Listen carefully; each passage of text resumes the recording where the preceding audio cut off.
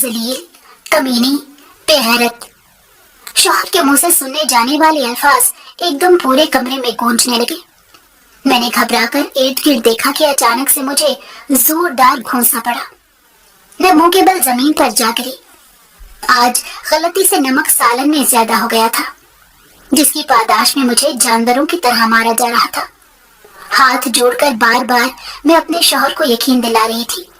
میں نے بکھرے بال، رحم بھری نظروں سے ستم کرنے والے شخص کو دیکھا، مگر اس کے چہرے پر سوائے غصے کے کچھ بھی نہیں تھا۔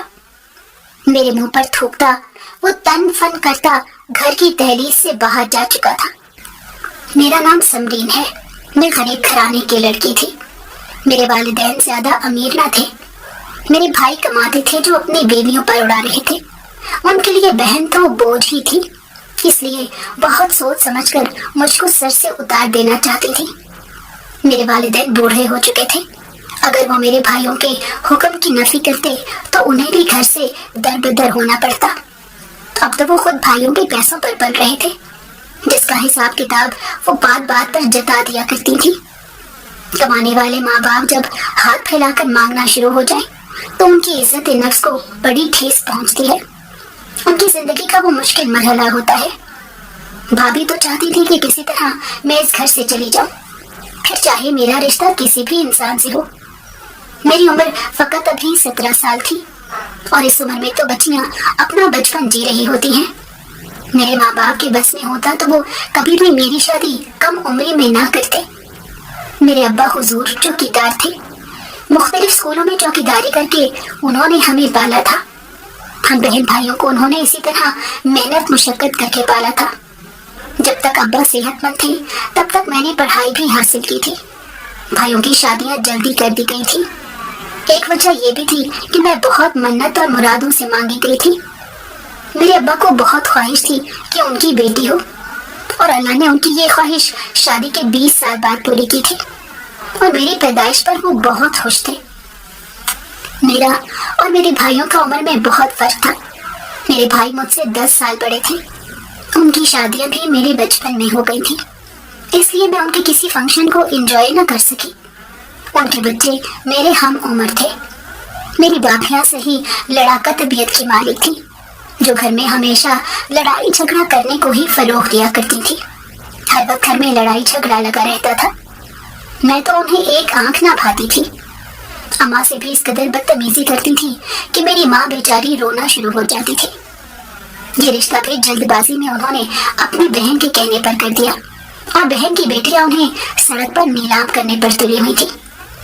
پہلے تو بہن کا بوجھ بانٹنے کی خاطر انہوں نے اپنے سر پر اضافی بوجھ بٹھا لیا۔ بھائی جو کما کر لاتے تھے وہ اپنی بیویوں کے ہاتھ میں دے دیتے تھے، پھر ان کی بیویاں چاہے جیسے استعمال کریں، انہیں کوئی فرق نہیں پڑتا تھا کہ ان کی بہن کے اخراجات پورے ہو رہے ہیں یا نہیں۔ ابا کے گھر پر بیٹھتے ہی بھائی نے کہہ دیا کہ پہلے ہی ہماری آمدن مختصر ہے، اس لیے ہم سمرین کو آگے نہیں پڑھا سکتے۔ بہتر ہے کہ پڑھائی کے بجائے اب یہ گھر بار کے کام کاج کرنا شروع کر دیں۔ میری ہم عمر ان کی اپنی بیٹی بھی تھی، لیکن بات صرف احساس کی ہوتی ہے جو انہیں میرے بارے میں نہ ہوتا تھا۔ وہ ہمیشہ کہتے تھے کہ اس کی ہم 2 سال میں شادی کر دیں گے، اور وہی اپنی بیٹی کے بارے میں ان کے خیالات کچھ اور تھے۔ کوئی اتنا منافق کیسے ہو سکتا ہے کہ اپنی بہن کے لیے تو وہ ردی کا انتخاب کرے، اور جب بات بیٹی کی آئے تو اونچے اونچے خواب دیکھنا شروع کر دے۔ ابا کی خواہش تھی کہ میں پڑھ لکھ کر اونچا مقام حاصل کروں۔ وہ ہمیشہ سے مجھے یہی کہتے آئے تھے، تمہیں پڑھا لکھا کر میں بڑی استانی بناؤں گا۔ ابا نے بھائیوں کو بھی سمجھانے کی کوشش کی، آخر کو پیسے ہی کتنے لگیں گے، تم سب بھائی مل بانٹ کر تقسیم کر لینا۔ اب اگر بہن پڑھ رہی ہے تو اس کی پڑھائی چھڑوا دینا کہاں کی عقل مندی ہے؟ اس کی عمر ہی کتنی ہے؟ تمہاری بیٹی کی ہم عمر ہی تو ہے۔ اس پر میری بھابھی بھڑک اٹھی تھی، ابا سے بدتمیزی کرنے لگی، کہنے لگی کہ اگر آپ میری بیٹی کی مثال دے رہے ہیں تو اس کا باپ کماتا ہے، جبکہ بھائیوں کے پیسوں پر پلنا ویسا نہیں ہوتا۔ بھائیوں کے پیسوں پر پلنے سے بہتر ہے کہ اس بوجھ کو اتار کر پھینک دیا جائے۔ اور انہوں نے جلد بازی میں میرا ایک جگہ رشتہ دیکھ لیا۔ وہ لوگ میرے گھر والوں کو خاصے پسند آ چکے تھے، یا یہ کہا جائے کہ میری بھابھیوں نے سب کچھ خود ہی طے کر لیا تھا۔ صرف آخر میں یہ بتایا گیا تھا کہ یہاں پر میرا رشتہ طے ہو چکا ہے۔ घर में तैयारियां चलने लगी। तैयारियां भी क्या ही करनी थी, मेरी भाभीयों ने खुद बाजार जाकर 4 सूट नए बनवा दिए और एक लाल जोड़ा भी ले आई जो मैंने शादी के रोज पहनना था। जितने घर में दिन पूरे हो रहे थे उसी तरह ही मेरा रोना भी बढ़ता जा रहा था। मेरी उदासी हर तरफ छाई रहती थी। मेरी अम्मा मुझे बहुत समझाने की कोशिश करती रही कि हर लड़की को किसी न किसी उम्र के हिस्से में घर से जाना ही पड़ता है। मैं उनकी बातों पर सर हिलाने लगी, कहने लगी कि हम मजबूर माँ बाप हैं, तुम हमें माफ कर देना। मैंने कहा कि अम्मा, आपको शर्मिंदा होने की जरूरत नहीं है। भाभीयों का जो रवैया है वो मेरे सामने ही है, लेकिन मुझे अफसोस तो अपने भाइयों पर हो रहा है जिन्होंने मुंह फेर लिया है। क्या वो ये नहीं जानते कि आप लोगों ने किस कदर मुश्किल से उन्हें पाला था, उनको पढ़ाया लिखाया। आज वो जिन नौकरियों पर काम कर रही हैं वो आपकी बदौलत ही है। अगर आप लोगों ने अच्छा ना पढ़ाते तो आज वो लोग इतनी अच्छी नौकरी पर भी ना होते। मेरे बड़े भाई क्लर्क थे और जबकि उससे छोटे भाई भी प्राइवेट नौकरी कर रहे थे। सबको अच्छी नौकरियां मिल चुकी थी। हम 2 मंजिला मकान में रहते थे जो भाइयों ने मिल बांट कर ही बनाया था। कुछ हिस्सा मेरे अब्बा का भी था, इसी वजह से वो मेरे अब्बा को इस घर से निकालने से कासिर थे। कोई हमें रखने पर राजी ना था। हर कोई कहता कि आप लोग बड़े भाई की तरफ रहें, और बड़े भाई कहते कि अब मेरे बच्चे बड़े हो रहे हैं तो हमें ज्यादा जगह की जरूरत है, आपको छोटे की तरफ रहना चाहिए जिसके अभी बच्चे नहीं हैं। इस तरह मेरे वालिदैन का भी 2 दिन एक भाई की तरफ तो 2 दिन दूसरे भाई की तरफ गुजारा करते थे। कई बार अम्मा पुराने दिन याद करती तो उनकी आंखें नम हो जाया करती थी, और अब अपने वालिदैन को छोड़कर जाने का सवाल ही मेरे लिए बहुत तकलीफ था। मेरे चले जाने के बाद मेरी माँ और मेरे अब्बा का ख्याल कौन रखेगा? उनकी दवाइयों को वक्त पर कौन देगा? उनके पाँव कौन दबाएगा और उनके दुख सुख को कौन सुनेगा? मेरे अब्बा तो बेचारे खुद चलने फिरने से कासिर थे, इसलिए मेरी पहली शादी 17 साल की उम्र में कर दी गई। या ये कहा जाए कि पहली बार मुझे सर से उतारने का इरादा 17 साल की उम्र में किया गया। मुझ में उस वक्त बहुत बचपना था। हर बात पर रोना शुरू कर देती थी। छोटी छोटी बातों पर अम्मा से खफा हो जाती थी। मेरी अम्मा मेरे लाड उठाया करती थी। मुझे मालूम नहीं था कि आगे भी कोई ऐसे नाज नखरे उठाएगा या फिर मुझे गुलामों की तरह ही सलूक करेगा। मेरी माँ मुझे दुआएं देती न थकती थी। कहने लगी कि अब वही तुम्हारा घर होगा, शायद तुम्हारे भाई इस घर का दरवाजा तुम पर बंद कर दें। तुम्हारा रोज आना जाना उन्हें पसंद न आए, या कहीं तुम्हारी भाभियां तुम्हें इस घर से बेदखल न कर दें। न जाने हमारा फिर कब मिलना हो। इसलिए मेरी बेटी, तुमने सब्र और तहम्मुल से काम लेना है। सारा इंतजाम सादगी से किया गया था। मेरी भाभियां तो सबसे आगे पेश थी। सबको बता रही थी कि अच्छा लड़का था, इसलिए हमने इतनी जल्दी शादी करने का सोच लिया, वरना हमारे लिए तो ये भी हमारी बेटियों जैसी है। ये सब बातें तो वो दुनियादारी की खातिर लोगों से कर रही थी। अंदर की हकीकत तो हम जानते थे कि मैं कितनी ही उनकी बेटी की तरह हूँ। उनकी बेटी को चूल्हा तक जलाना न आता था, और कहा मैं जिनसे पूरे घर की रोटियां बनवाई जाती थी, पूरे सहन में झाड़ू लगवाया जाता था। अगर गलती से बीमार हो जाऊं तब भी ताने सुनने को मिलते थे कि अब हमें डॉक्टर के पास ही कर जाना पड़ेगा। मेरे अब्बा चारपाई पर क्या आए, उन लोगों ने अपनी आंखें उठाकर सर पर रख ली थी। जब तक मेरे अब्बा जिंदा थे उन्होंने मेरी हर ख्वाहिश को पूरा किया था। मैं अच्छे स्कूल में पढ़ने जाती थी, हर ईद पर नए कपड़े पहना करती थी, और दुनिया की हर आसाइश मुझे दी गई थी।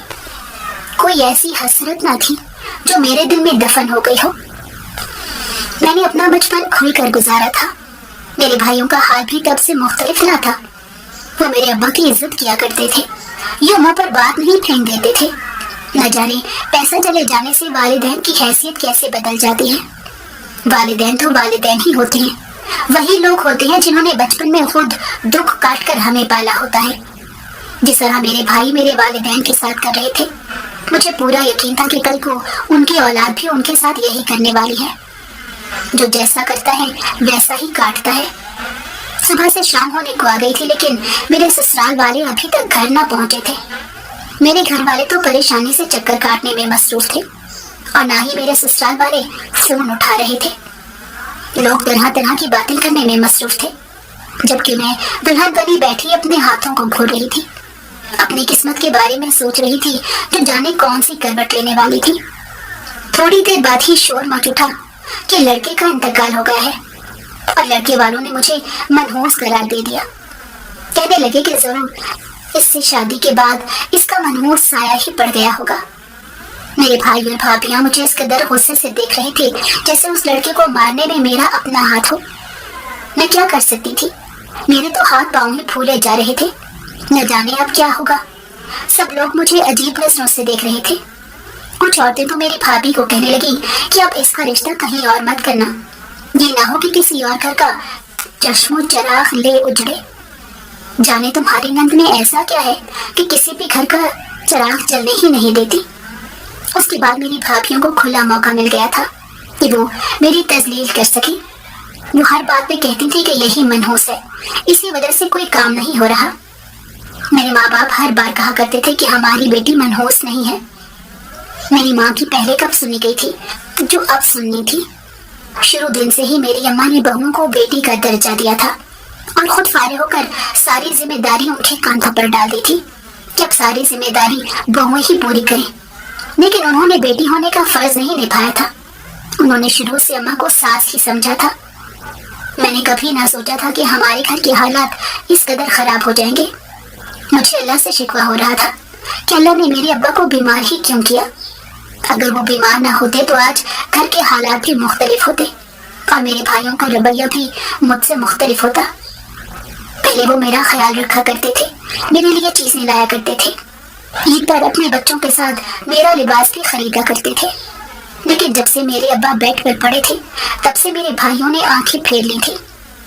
मैंने खुद नौकरी करने का सोचा तो मेरी अम्मा ने सख्ती से मना कर दिया। कहने लगी कि कोई ऊंच नीच हो गई, अगर गलती से किसी लड़के ने छेड़ भी दिया तब भी तुम्हारी भाभियां तुम्हें ही कसूरवार ठहराएंगी और अब हमें इतनी सकत नहीं है कि मजीद किसी इंसान को बर्दाश्त कर सके। घर में उस फंक्शन के बाद गहरी संजीदगी छा गई थी। कोई किसी से मेरे बारे में बात ना करता था। मेरे भाई तक तो मेरी शक्ल देखने के रवादार नहीं थे। अगर मैं गलती से उनके सामने चली जाऊं तो वो उठकर कमरे में घुस जाते थे। कहते थे कि तुम हमारे सामने ना ही आओ तो अच्छा है। मैंने कई बार उनसे पूछने की कोशिश की, आखिर अब इसमें मेरा कसूर क्या हो सकता है? कल को आपकी बेटी का शौहर भी मर सकता है तो क्या आप अपनी बेटी को मनहूस कहेंगे? जिस पर मेरी भाभी कहने लगी, तुम तो उल्टा हमें ही बददुआएं देने पर आ गई हो। मेरी बेटी क्यों तुम्हारी जैसी निकलेगी? वो तो चांद का टुकड़ा है। वो जब से आई है तब से हमारे घर के भाग खुल गए हैं। तुम्हारे भाई को अच्छी नौकरी मिल गई है और तो और हमने ये घर भी बना लिया। असल मनहूस तो तुम खुद ही हो। अपने बच्चों पर वो मेरा साया भी न पड़ने देती थी। मैं अपने भतीजा भतीजी के साथ खेल भी न सकती थी क्योंकि उस पर मेरे भाइयों ने पाबंदी लगा रखी थी। कहने लगे कहीं हमारे बच्चों को कुछ ना हो जाए। उनकी इन बातों पर मेरा दिल बहुत दुखता था। मैं चाहती तो उनको उनकी बातों का मुंह तोड़ जवाब दे सकती थी, लेकिन मेरे वालिदैन ने मेरी ऐसी तरबियत ना की थी। मेरी अम्मा हमेशा कहा करती थी, तुम्हारी भाभी जो बोल गई तो हमेशा खामोशी रहना, वो अपनी तरबियत का पता दे रही है। अम्मा की बहन आकर भी अम्मा को बातें सुनाया करती थी। कहने लगी, मैंने तो अपनी फूल सी बेटियां दी थी, तुम तो सास ही बन गई हो। ये तो वक्त को ही पता था कि मेरी अम्मा कितनी सास बनी है। 2 साल खामोशी से गुजर गए। मैंने अभी तक अपने वालिदैन की दिल भर कर खिदमत की। खास तौर पर अपने बाप को आखिरी वक्त में इधर से उधर करने का काम मेरा ही था।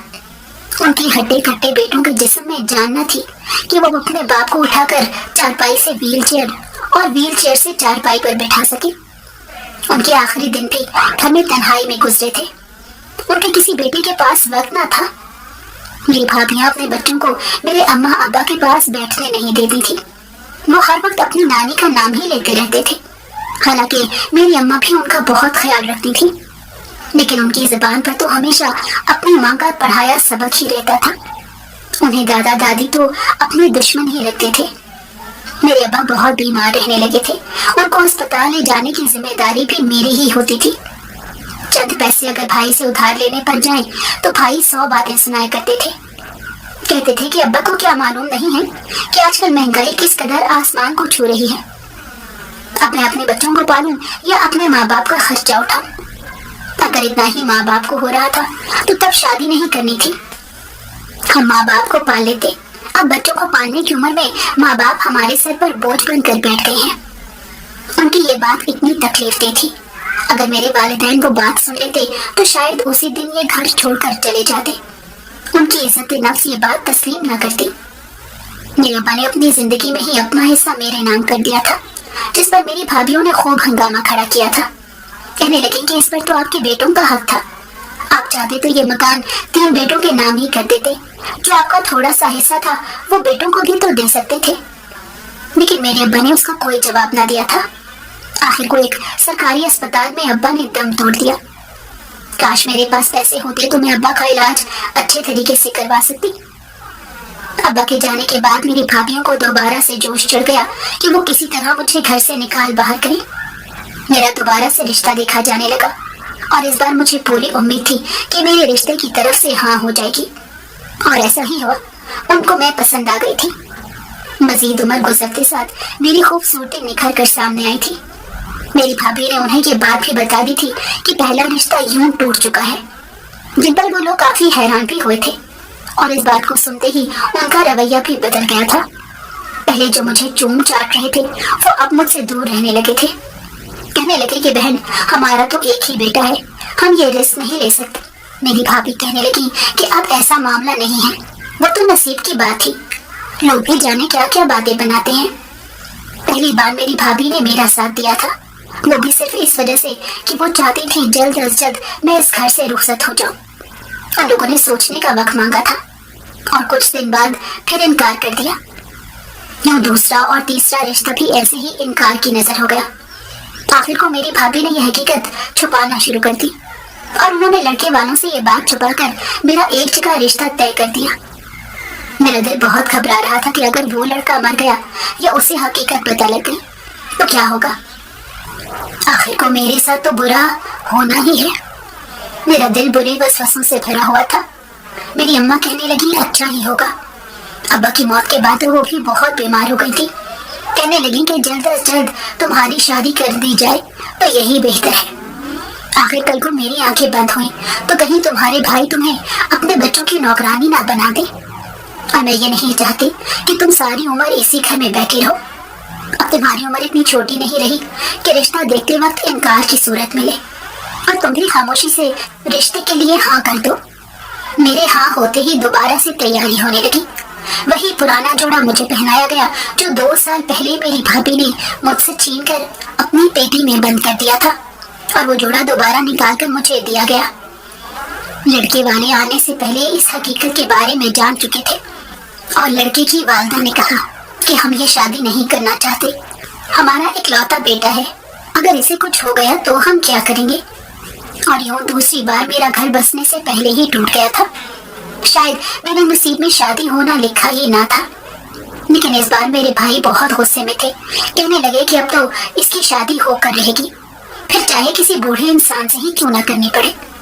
2 बच्चों के बाप से भी अगर इसकी शादी करने को कहा गया तो मैं इसकी शादी करके इसे फारिग करूंगा। हर बार ये हमारी इज्जत को खराब कर देती है, हर बार हमारा हजारों में खर्चा करवा देती है। मेरी अम्मा तो मुझे देखकर आंखें बंद करके बैठ गई थी। कहने लगी ना जाने तेरे नसीब में क्या लिखा है, तेरा कहीं घर बस ही नहीं रहा। थोड़ी देर बाद मेरी भाभी ने मेरे ऊपर सुर्ख दुपट्टा डाल दिया। कहने लगी तुम्हारा भाई एक लड़का तैयार करके ले आया है। मेरी अम्मा लड़के को देखने गई तो मुंह पर हाथ रख के रोती हुई वापस आई।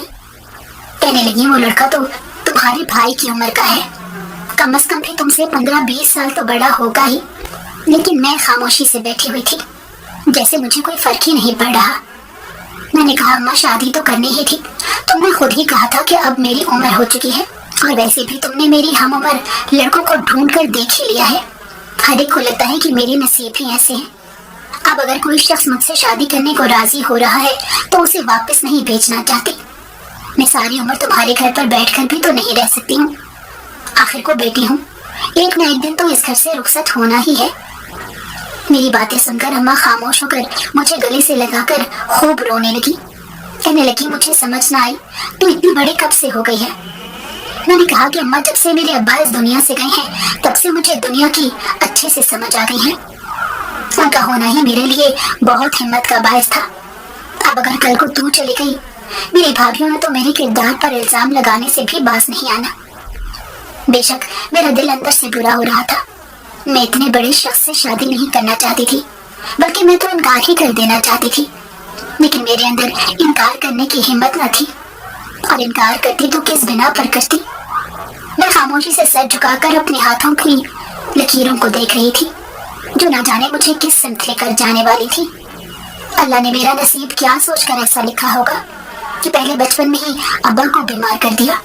अब्बा के बीमार होते ही भाइयों का चेहरा सामने आ गया, और भाइयों का चेहरा सामने आते ही अगर मेरे पास किसी सूरत ये रास्ता बचा था कि मैं शादी करके इस घर से रुखसत हो जाऊं, तो वो रास्ता भी धीरे धीरे बंद होता जा रहा था। लोग मुझे मनहूस समझने लगे थे, और फिर आखिरकार मेरा निकाह बढ़ा दिया गया। मुझे नहीं मालूम था कि मेरा शौहर दिखने में कैसा था, उसका मिजाज कैसा है। मैं बस एक अनदेखे रिश्ते में बन चुकी थी, और अब मेरे लिए यही जिंदगी का आगाज था। मेरी माँ काफी देर मुझे गले लगाकर रोती रही, कहने लगी न जाने अब कब मिलना होगा।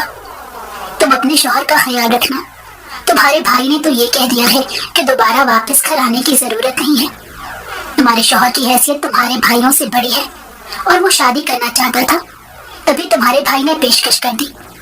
तुम्हारी तस्वीर देखकर ही वो शख्स मान गया। मैंने सर हिला दिया। थोड़ी देर बाद रुखसती का शोर उठा, तो मेरी माँ के सिवा किसी की आंखें नम नहीं थी। यहाँ तक कि मेरे भतीजा भतीजी भी बेहद खुश थे। सबको मेरे जाने की खुशी थी। सब चाहते थे कि मैं चली जाऊं, इस घर से किसी तरह रुखसत हो जाऊं। मेरी माँ न जाने कितनी दुआएं पढ़कर दम कर रही थी। रात के अंधेरों में न जाने किन सड़कों से गुजरकर मैं अपने ससुराल पहुंची थी। वहां मेरा इस्तकबाल करने को कोई फर्द न खड़ा था। शायद मेरे शौहर के अलावा इस घर में कोई न था। उनकी फैमिली में कौन कौन था, इसका पूछने की मुझे हिम्मत ना हुई, और अगर कोई फर्द फैमिली में होता तो लाजमी शादी में भी शिरकत करता। मेरे शौहर ने मुझे हाथ से पकड़कर बाहर निकाला और अंदर कमरे में छोड़ा। कहने लगे कि कुछ देर बाद मैं वापस आता हूँ। यह आवाज में इतना भारीपन था कि यूं लग रहा था कि अच्छी खासी बड़ी उम्र का शख्स है। वो कमरे से बाहर निकल गया और मैं बेतहाशा रोने लगी। मुझे अपनी अम्मा की याद आ रही थी। शादी के मौके पर अब्बा की भी याद आ रही थी। अगर अब्बा होते तो आज हालात मुख्तलिफ होते, और वो दोनों मेरे साथ ना थे। मुझे रोता देखकर मेरे शौहर ने मुझे थप्पड़ मार दिया। कहने लगे कि जरूर अपने आशिक को याद करके रो रही होगी। मैंने उन्हें लाख तसल्लियां देने की भी कोशिश की, लेकिन वो मानने को तैयार न थे। मुझे बोले तभी तो हर बार तुम्हारा रिश्ता खत्म हो जाता था। जरूर तुम कुछ ऐसा करती होगी कि हर बार रिश्ता खत्म हो जाए, वरना इतनी खूबसूरत हो ऐसे कैसे कोई शख्स तुमसे शादी नहीं करना चाहेगा। मुझे यकीन न हुआ कि ये वही शख्स है जो कुछ देर पहले मुझसे नरमी से बात कर रहा था, अब मुझे मारने लगा है। वो रात मुझ पर बहुत भारी गुजरी थी। मेरा शौहर मुझे बेतहाशा मार रहा था, और उस रात मुझे अपनी हैसियत का अंदाजा हुआ था। मेरा दिल किया कि मैं इस घर से भाग जाऊं, लेकिन फिर मेरी माँ की तरबियत का सवाल था। मैंने अपने कदम रोक दिए। अल्लाह से दुआएं करने लगी कि मेरे शौहर को हिदायत मिल जाए, उन्हें मेरी तरफ से जो भी बदगुमानी है वो सारी दूर हो जाए। लेकिन इतना जल्दी ये मुमकिन ना था। उस जैसा शख्स कभी ठीक ना हो सकता था। रोज रात गए वो घर वापस आता था, दिन को बगैर कुछ कहे घर से निकल जाता था। उस घर में ज़राए आमदन क्या था और मेरा शौहर क्या काम करता था, इस बारे में जानने की तो मैंने कभी कोशिश न की, और पूछने की हिम्मत भी ना हुई। इतने दिन उस घर में रहते हुए एक अंदाजा तो हो गया था कि इस घर में कोई आता जाता नहीं है। मोहल्ले के लोग भी यहाँ से दूरी ही बनाए रखते हैं। मेरा शौहर बहुत नफसियाती इंसान था। उसके डर से मैं कभी घर से बाहर ना निकली थी, किसी मोहल्ले वाले से बात करने की कोशिश भी ना की थी। घर में कैद रहकर मैं खुद नफसियाती मरीज बनती जा रही थी। जख्मों के दर्द भी खुद ही ठीक हो जाते थे। उनको भरने में वक्त लगता था, लेकिन कोई दवा या क्रीम ना होती कि वो दर्द भर सकती। ये सारी रात अल्लाह से दुआ किया करती थी कि किसी तरह मुझे मौत आ जाए। शौहर मुझसे उम्र में बड़ा था। वो बहाना खुद ही घर का राशन ले आया करता था। घर इतना बड़ा न था, 4 कमरों का मकान था, लेकिन उस मकान में हर चीज बहुत कीमती थी, जिससे मेरे शौहर ने उसको कीमती खजाने की तरह सजाया हो। घर के बाकी 3 कमरों में जाने की मुझे इजाजत न थी।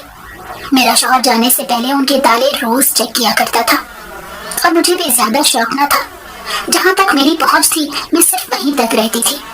کچن میں کھانا بنانا میری ذمہ داری تھا، شوہر کے کپڑے دھونا، اس کے گھر کے کام کرنا، یہ سب میری ذمہ داری تھی اور میں ذمہ داری کو بخوبی پورا کرنے والی تھی۔ میں نے شادی والے دن ہی خود کو بہت سمجھایا تھا کہ شوہر بے شک بڑی عمر کا ہے، لیکن مجھے اس کے ساتھ بنا کر رکھنی ہے، مجھے اسے شوہر کی حیثیت ہی دینی ہے۔ لیکن وہ شخص تو مجھے نوکر سے بھی بدتر سمجھ رہا تھا اور ہر روز مجھے گالیاں نکالا کرتا تھا اور میں اس کی گالیوں سے ڈر جایا کرتی تھی۔ اس کا لہجہ ایک دم بدل جاتا تھا۔ اس شخص نے کبھی مجھے یہ سمجھنے کی کوشش ہی نہ کی۔ میں تو اس کی بہت عزت کرتی تھی۔ میں نے یہ دل سے خیال نکال دیا کہ ہم دونوں کی عمروں میں بہت فرق ہے۔ میرے دل و دماغ میں صرف اس شخص کو جگہ دی تھی۔ میں آج تک پاک رہی تھی، میں نے کبھی کسی لڑکے سے دوستی کرنے کی کوشش نہ کی تھی، لیکن میرا شوہر بہت شکی طبیعت کا انسان تھا۔ جب بھی کوئی بڑی عمر کا شخص چھوٹی عمر کی لڑکی سے شادی کرتا ہے تو اس کے اندر یہی سب چیزیں آتی ہیں۔ وہ ان سب چیزوں کو لے کر انسیکیور ہو جاتا ہے۔ وہ سمجھتا ہے کہ چھوٹی عمر کی لڑکی نے ضرور عشق و عاشقی کے چکر چلائے ہوں گے، تبھی والدین نے یہاں میرے پلے باندھ دیا ہے۔ لیکن یہ سوچنے کی کوشش نہیں کرتے کہ ماں باپ کے چلے جانے کے بعد بھائی کہاں اتنا پیار کرتے ہیں۔ میرے منہ سے ہمیشہ بد دعا ہی نکلتی تھی۔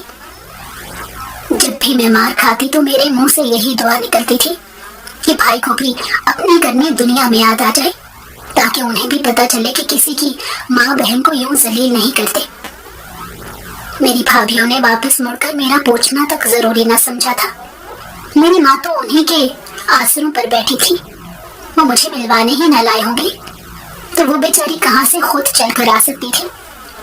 کچھ مہینے گزر گئے، روز مار کھاتے اب تو میرے جسم کو ڈر بھی نہ محسوس ہوتا تھا۔ یوں لگتا تھا کہ جیسے جسم سن ہو گیا ہو اور وہ کسی بھی درد کو محسوس کرنے سے قاصر ہو۔ اس دوران میری ماں کا انتقال ہو گیا۔ میں نے اپنے شوہر کے آگے ہاتھ جوڑے، پاؤں پڑ گئی کہ مجھے میری ماں کے پاس جانے دو، لیکن اس نے مجھے جانے کی اجازت نہیں دی۔ کہنے لگا کہ ضرور تو نے اپنے عاشق سے ملنے ہی جانا ہے۔ وہ پھر مجھے مارنے لگا۔ ماں کا غم دل پر حاوی ہو رہا تھا۔ اس دن بھی مار کھا کر ہی سوئی تھی، مار کھاتے ہی بے ہوش ہو جاتی، تب جا کر وہ میری جان چھوڑتا تھا اور پھر صبح اٹھتے ہی میں کاموں میں لگ جاتی تھی۔ اب میں نے ارادہ کر لیا تھا، میری ماں نہ رہی اور کسی کو میری دنیا میں پرواہ بھی نہ رہی۔ اب میرے لیے ہاتھ اٹھا کر نصیب کے لیے دعائیں کرنے والی کوئی عورت اس دنیا میں نہیں رہی۔ میرا اس گھر سے بھاگ جانا ہی بہتر ہے۔ پہلے تو میں اپنے قدم اس وجہ سے روک لیتی تھی کہ اگر میری ماں کو میری اس حرکت کے بارے میں علم ہوا تو میری بھابیاں ان کا جینا حرام کر دیں گی، لیکن اب مجھے کوئی ڈر نہ تھا۔ میرے سارے ڈر ختم ہو چکے تھے اور میں نے ایک دن پکا ارادہ کر لیا کہ آج تو شوہر کے جاتے ہی بھاگ جاؤں گی۔ مجھے نہیں معلوم تھا کہ میں بھاگ کر کدھر جاؤں گی، میرا تو کوئی ٹھکانہ بھی نہ تھا، لیکن بس ارادہ تھا کہ اب گھر سے بھاگ جانا ہے۔ ماں کے چلے جانے کے بعد ویسے بھی میرا دل دنیا میں لگتا ہی نہ تھا، پھر گاڑی کے نیچے آ کر بے شک مر ہی کیوں نہ جاتی۔ جیسے ہی گھر سے بھاگنے کو دروازہ کھولا تو سامنے میرا شوہر کھڑا تھا، لیکن وہ مجھے دیکھ کر مسکرانے لگا۔ مجھے لگا کہ اب وہ مجھے مارے گا، شاید گلا گھونٹ کر ہمیشہ کی نیند ہی کیوں نہ سلا دے۔ مجھے خوف محسوس ہونے لگا، مجھے لگا کہ اب میری موت پکی ہے۔ میں کانپتے ہوئے دروازے سے پیچھے ہٹی۔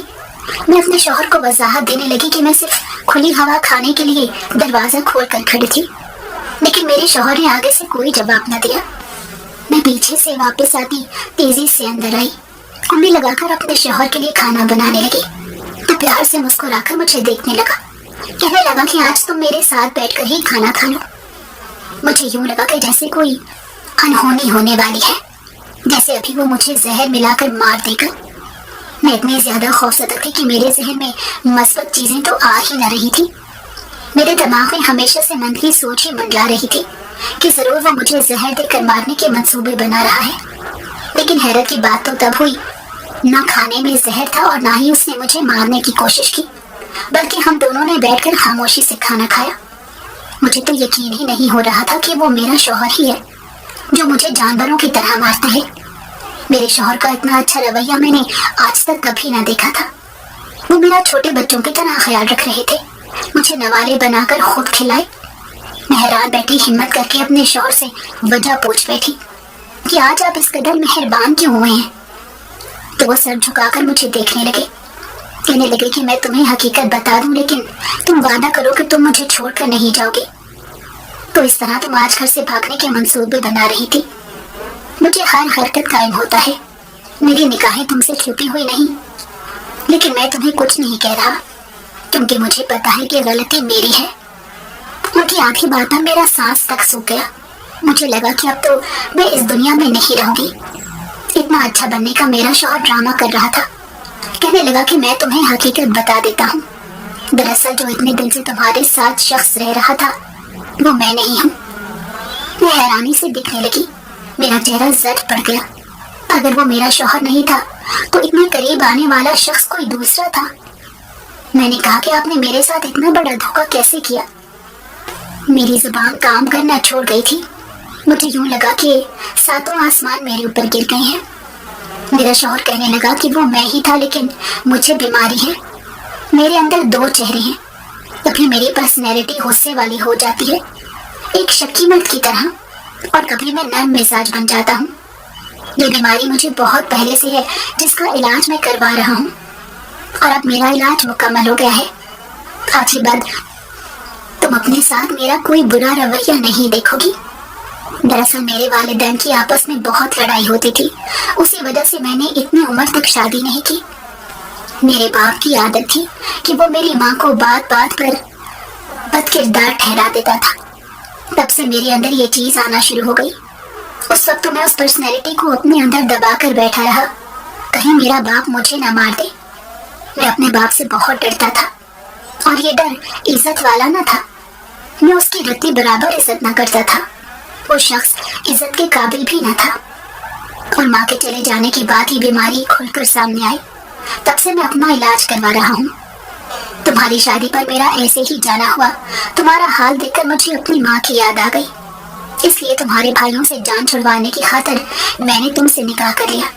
لیکن اب میں تم سے معافی مانگتا ہوں، میں خود پر کنٹرول نہ کر سکا، لیکن آئندہ تم مجھ میں ایسی کوئی خرابی نہیں دیکھو گی۔ میری آنکھوں سے آنسو جاری ہو گئے۔ میں نے کہا کہ اس میں تمہاری کوئی غلطی نہیں ہے، میں تمہارا درد سمجھ سکتی ہوں۔ میری بات سن کر میرا شوہر خوشی سے مجھے دیکھنے لگا، کہنے لگا کہ میں سمجھا تھا کہ تم شاید مجھے چھوڑ کر چلی جاؤ گی، لیکن میں نے اپنے شوہر کا ساتھ نبھانے کی کوشش کر لی۔ اس دن کے بعد میرے شوہر نے کبھی میرے ساتھ برا رویہ نہ رکھا تھا۔ وہ باقاعدگی سے دوائی لیا کرتے تھے، اور میں اپنے شوہر کی بڑی عمر کو بھی بھول چکی تھی۔ وہ شخص مجھے اتنی محبت دیتا تھا۔ شادی کے 4 سال بعد اللہ نے مجھے پیاری سی بیٹی سے نوازا تھا، اور میں اللہ سے دعا کرتی تھی کہ میرے شوہر مکمل صحت یاب ہو جائیں، انہیں دوبارہ کوئی بھی ایسی بیماری نہ لگے۔ میں دن رات دعائیں کیا کرتی تھی کہ انہیں کبھی کوئی بیماری نہ لگے، اور وہ بہتری کی طرف بھی آ رہے تھے۔ بیٹی کے ہوتے ہی انہوں نے اپنا علاج دوبارہ سے نئے ڈاکٹر کے پاس شروع کر دیا تھا، اور ڈاکٹر نے انہیں پوری تسلی دی تھی کہ 5-6 مہینے کی دوائی کے بعد انہیں مزید دوائی کھانے کی ضرورت نہیں پڑے گی۔ اس دوران سال اور پھر سالوں کے سال گزر گئے۔ میری بیٹی بھی جوان ہو گئی۔ اللہ نے مجھے 2 بیٹے بھی دیے تھے۔ میرے شوہر کا کاروبار بڑھنے لگا، اور وہ کاروبار سارا میرے شوہر نے اپنے نام کر رکھا تھا، کیونکہ اولاد کب اپنے رنگ بدل لے اس کا کیا ہی معلوم ہوتا ہے۔ مجھے یہ سمجھ بھی آ گیا تھا، آپ کو اپنی محنت کا صلہ دیر سے ہی صحیح لیکن ملتا ضرور ہے۔